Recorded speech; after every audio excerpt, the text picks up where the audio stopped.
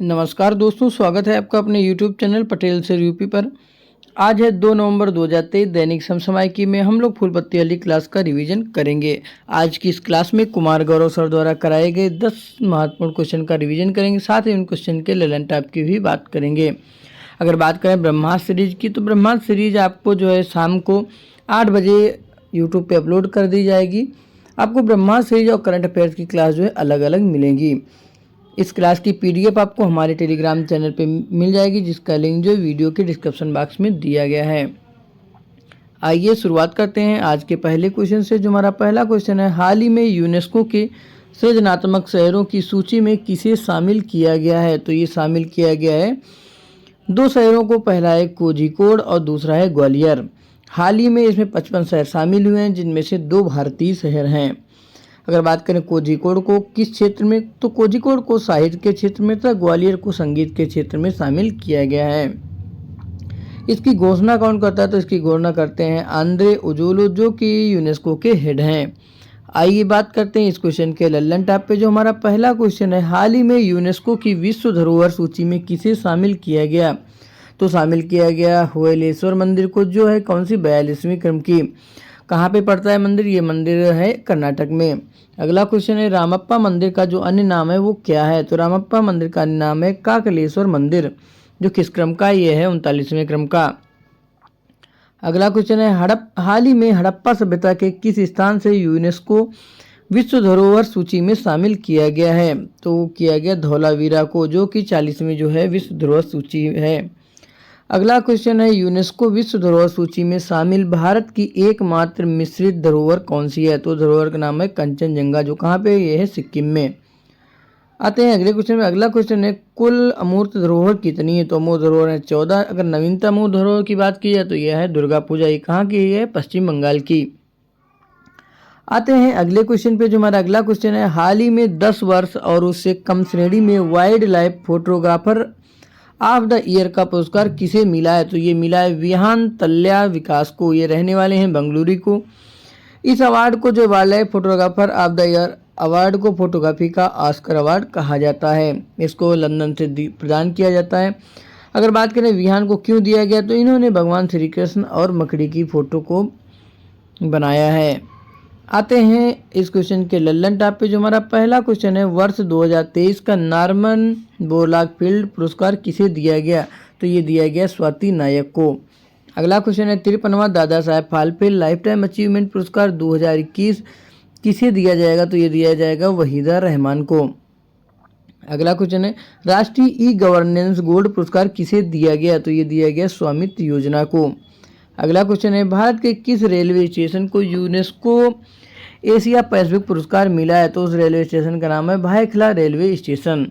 अगला क्वेश्चन है, global teacher award किसे प्रदान किया गया? तो ये प्रदान किया गया दीप नारायण नायक जी को।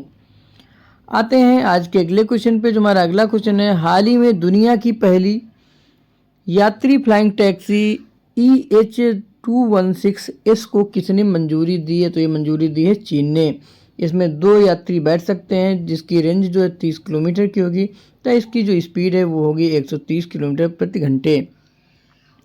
अगर बात करें चीन की, तो चीन की राजधानी है बीजिंग। यहाँ के राष्ट्रपति का नाम है शी जिनपिंग। अगर मुद्रा की बात की जाए, मुद्रा जो है युआन या रेमनबी है, जिसको हाल ही में SDR में शामिल किया गया है। अगर बात करें चीन के मरुस्थल की, तो मरुस्थल का नाम है तकला मकान। अगर बात करें चीन के शोक की, तो हांगो नदी जो है, जिसे पीली नदी के नाम से भी जाना जाता है, यह चीन का शोक कहलाती है। अगर बात करें एशिया की सबसे लंबी नदी की, तो एशिया की सबसे लंबी नदी यांगटीसी नदी, जिसके किनारे जो संघाई शहर स्थित रहता है। यांगटीसी नदी पर एक डैम जो स्थित है, जिसका नाम है 3 जॉर्ज डैम।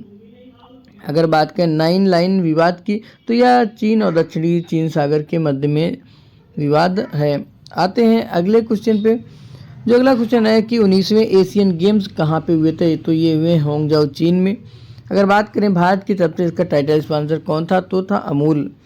भारत ने इसमें 107 पदक जीते हैं, जिसमें भारत की जो रैंक है टोटल 4th रैंक है। अगर बात करें एशियन पैरा गेम्स 2022 की, तो ये 4थे क्रम के थे। इनका शुभंकर जो था वो था फेई फी पच्छी। अगर बात करें इसमें पहले स्थान पे कौन है, तो पहले स्थान पे है चीन और भारत जो है 5वें स्थान पे है। एशियन पैरा गेम्स में भारत ने कुल 111 पदक हासिल किए हैं। आते हैं आज के अगले क्वेश्चन पे, जो हमारा अगला क्वेश्चन है, हाल ही में सचिन तेंदुलकर की प्रतिमा का अनावरण कहाँ हुआ है? तो इनका अनावरण हुआ है वानखेड़े स्टेडियम में। अगर बात करें इनकी प्रतिमा को किसने बनाई या वास्तुकार कौन है, तो वास्तुकार का नाम है प्रमोद कोबले। सचिन तेंदुलकर ने सन 2013 में वेस्टइंडीज के खिलाफ अंतिम मैच यही वानखेड़े स्टेडियम में खेला था। उस मैच को 2023 में 10 वर्ष पूर्ण हो चुके हैं। अगर बात करें सचिन तेंदुलकर की, इन्होंने 100 शतक बनाने वाले, सचिन तेंदुलकर जो है वो 100 शतक बनाने वाले एकमात्र खिलाड़ी हैं। इन्होंने वनडे में पहला दोहरा शतक लगाने वाले खिलाड़ी भी बने हैं। इनको खेल रत्न पुरस्कार 1997 में दिया गया है तथा भारत रत्न अवार्ड जो है वो 2013 में दिया गया है। अगर बात करें वनडे में इन्होंने जब दोहरा शतक लगाया था तो किस स्टेडियम में लगाया था, तो स्टेडियम का नाम है कैप्टन रूप सिंह स्टेडियम, जो पड़ता कहाँ पे, ग्वालियर मध्य प्रदेश में। किस टीम के खिलाफ लगाया था, तो टीम का नाम है साउथ अफ्रीका। आते हैं इस क्वेश्चन के लल्लन टॉप पे। पहला क्वेश्चन है, शेर ए कश्मीर स्टेडियम कहाँ पे स्थित है? तो ये स्थित है श्रीनगर में। अगला नाम है अरुण जेटली स्टेडियम कहाँ पे है? तो ये है दिल्ली में। इससे पहले इसका नाम था फिरोज शाह कोटला स्टेडियम। अगला क्वेश्चन है, भूपेन हजारिका स्टेडियम कहाँ पे है? तो ये है गुवाहाटी असम में। अगला क्वेश्चन है, सवाई मानसिंह स्टेडियम कहाँ पे है? तो ये स्टेडियम है जयपुर में। अगला क्वेश्चन है, चौपाक स्टेडियम कहाँ पे स्थित है? तो ये स्थित है कहाँ पे, चेन्नई में। आते हैं अगले पॉइंट पे। अगला पॉइंट है इकाना स्टेडियम। इकाना स्टेडियम कहाँ पे? यह है लखनऊ में। अगला क्वेश्चन है, ब्रेन वार्न स्टेडियम और वानखेड़े स्टेडियम कहाँ पे हैं? तो ये स्थित है मुंबई में।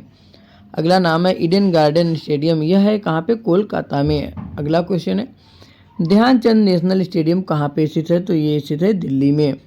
अगला क्वेश्चन है, चिन्ना स्वामी स्टेडियम कहाँ पे है? तो ये स्टेडियम है बेंगलुरु में।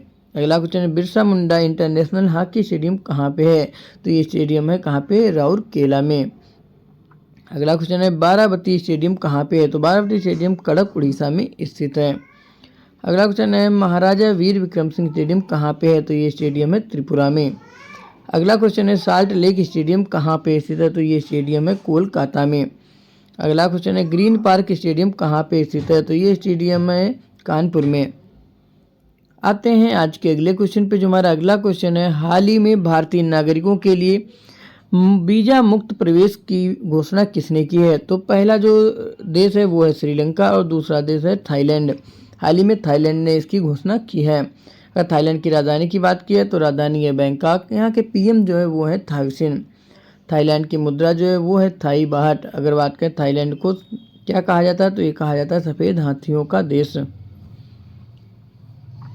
आते हैं आज के अगले क्वेश्चन पे, जो हमारा अगला क्वेश्चन है, हाल ही में भारतीय वायुसेना से MiG-21 बाइसन लड़ाकू विमान की अंतिम विदाई कहाँ हुई है? तो ये अंतिम विदाई है उत्तरलाई स्टेडियम बाड़मेर में। इसको जो है इसने 31 अक्टूबर 2023 को अपनी अंतिम उड़ान भरी है। MiG-21 को सन 1963 ईस्वी में शामिल किया गया था। इसको 2023 में इसके 60 वर्ष पूर्ण होने पर इसको जो है अंतिम विदाई दी गई है। इसके स्थान पे कौन सा विमान आने वाला, तो उसका नाम है मार्क 1, जो कि स्वदेशी हल्का लड़ाकू विमान है। आते हैं अगले क्वेश्चन। इस क्वेश्चन के लल्लन टॉप पे पहला पॉइंट जो है वो है C295 एयरक्राफ्ट। तो इसका जो पहला विमान था इसको स्पेन से खरीदा गया है। तो किस कंपनी ने इसको बनाया, तो कंपनी का नाम है एयरबस। अगर बात करें भारत में इसका निर्माण कहाँ पे होगा, तो होगा बड़ोदरा गुजरात में। एग्रीमेंट किन कंपनियों के बीच में हुआ, तो एयरबस और टाटा कंपनी के बीच में इसका एग्रीमेंट हुआ है। अगला क्वेश्चन है, लाइट कॉम्बैक्ट हेलीकॉप्टर का क्या नाम है, तो उसका नाम है प्रचंड। आते हैं राजस्थान पे। राजस्थान में 53 जिले हैं तथा 10 संभाग हैं। राजस्थान का जो हाईकोर्ट है जोधपुर में। इसकी राजधानी है जयपुर। राजस्थान में विधानसभा सीटों की अगर बात करें तो 200 विधानसभा सीट है। लोकसभा सीट की बात करें तो 25 लोकसभा सीट है तथा राज्यसभा सीट जो है वो कितनी, वो है 10। अगर यहाँ बात करें यहाँ के सीएम की, तो सीएम है अशोक गहलोत तथा गवर्नर जो यानी कि राज्यपाल कौन है, राज्यपाल हैं कलराज मिश्र। राजस्थान में 2 रामसर साइट है, पहली है सांभर झील और दूसरी है केवलादेव। अगर बात करें भारत में कुल रामसर साइट कितनी है, तो कुल रामसर साइट है 75। आते हैं इस अगले क्वेश्चन पे, जो हमारा अगला क्वेश्चन है, कि प्रतिवर्ष विश्व शाकाहारी दिवस कब मनाया जाता है? तो ये मनाया जाता है 1 नवंबर को। इसे वर्ल्ड विजन डे भी कहा जाता है। विजन मीन्स होता है पौधे पर आधारित भोजन। इसकी शुरुआत कब से हुई? शुरुआत हुई 1994 में। विजन शब्द किसने दिया था? वो दिया था लुइस वलिस ने। आते हैं इस क्वेश्चन के लल्लन टॉप पे। पहला जो पॉइंट हमारा है वो है कि 1 नवंबर 1966 को कौन से राज्यों का निर्माण होता है? तो पंजाब, हरियाणा और चंडीगढ़ जो है 1 नवंबर 1966 को नए राज्य के रूप में उभरते हैं। अगला क्वेश्चन है 1 नवंबर सन 2000। सन 2000 को छत्तीसगढ़ जो है ये मध्य प्रदेश से अलग होकर एक नया राज्य बनता है। अगला है गोवा, अरुणाचल प्रदेश और मिजोरम कब नए राज्य बनते हैं? तो ये बनते हैं सन 1987 में। अगला क्वेश्चन है त्रिपुरा, मणिपुर और मेघालय कब नए राज्य के रूप में आते हैं? तो ये आते हैं सन 1972 में। अगला क्वेश्चन हिमाचल प्रदेश कब नया राज्य बनता है? तो ये बनता है 1971 में। पहला क्वेश्चन है नागालैंड। नागालैंड 1963 में एक नया राज्य बनता है। अगला है झारखंड। झारखंड सन 2000 में एक नए राज्य के रूप में आता है। अगला क्वेश्चन है तेलंगाना। तेलंगाना नवीनतम राज्य जो कि 2014 में नए राज्य के रूप में आता है। आते हैं आज के अगले क्वेश्चन पे जो हमारा अगला क्वेश्चन है हाल ही में दूसरा रोहिणी नैयर पुरस्कार 2023 किसे मिला है? तो ये मिला है दीनानाथ राजपूत को। क्यों दिया गया? क्योंकि इन्होंने बस्तर यानी कि छत्तीसगढ़ में ग्रामीण विकास के लिए कार्य किया है। इसको प्रदान कौन करता है? तो प्रदान करता है नंद किशोर सिंह यानी कि NK सिंह जो कि 15वें वित्त आयोग के अध्यक्ष थे। और बात करें इस पुरस्कार में इनामी राशि कितनी है? तो इनामी राशि है 10 लाख रुपए।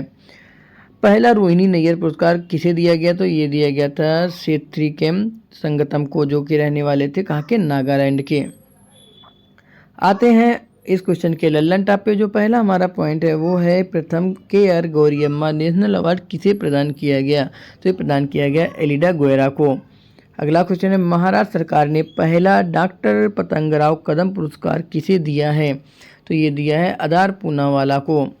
अगला क्वेश्चन है महाराष्ट्र भूषण अवार्ड किसे दिया गया? तो इसका आंसर आप लोग कमेंट बॉक्स में बताइएगा।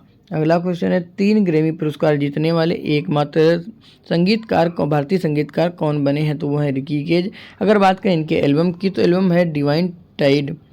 अगला क्वेश्चन है मार्कोनी पुरस्कार 2023 किसे प्रदान किया गया? तो ये प्रदान किया गया हरि बालकृष्णन को। अगला क्वेश्चन है केरल का पहला सर्वोच्च नागरिक सम्मान केरल ज्योति किसे मिला है? तो ये मिला है वासुदेव नायर को। आते हैं अगले क्वेश्चन पे जो हमारा आज का अगला क्वेश्चन है हाल ही में मुख्यमंत्री मत्स्य संपदा योजना किसने मंजूरी दी? तो मंजूरी दी उत्तराखंड ने। अगर बात करें मछली पालन यानी कि पिसीकल्चर, मछली पालन को ब्लू इकोनॉमी भी कहा जाता है। तो इसका उद्देश्य है मछली पालन यानी कि ब्लू इकोनॉमी को बढ़ावा देना। अगर बात करें PM मत्स्य संपदा योजना की तो इसकी शुरुआत होती है 10 सितंबर 2020 को। यह 2020 से 2025 तक चलने वाली योजना है। आते हैं इस क्वेश्चन के लल्लन टॉप पे। जो हमारा पहला क्वेश्चन है वो है PM प्रणाम योजना। PM प्रणाम योजना का संबंध है भूमि प्रदूषण को कम करने से। अगला क्वेश्चन है PM विश्वकर्मा योजना। PM विश्वकर्मा योजना को 17 दिसंबर 2023 को बुनकरों के लिए शुरुआत की जाती है। अगला क्वेश्चन है PM श्री स्कूल योजना। इसकी शुरुआत होती है 5 सितंबर को। इसमें स्कूलों में इंफ्रास्ट्रक्चर को बेहतर करने के लिए। अगला नाम है मिष्टी योजना। मिष्टी योजना जो है मैंग्रोव वनस्पति के संरक्षण के लिए चलाई जाती है। अगली PM मित्र योजना। PM मित्र योजना में 7 टेक्सटाइल पार्क की स्थापना होगी। अगला क्वेश्चन है अमृत धरोहर योजना। अमृत धरोहर योजना में रामसर साइट के संरक्षण के लिए। भारत में कितनी रामसर साइट है? तो वो है 75।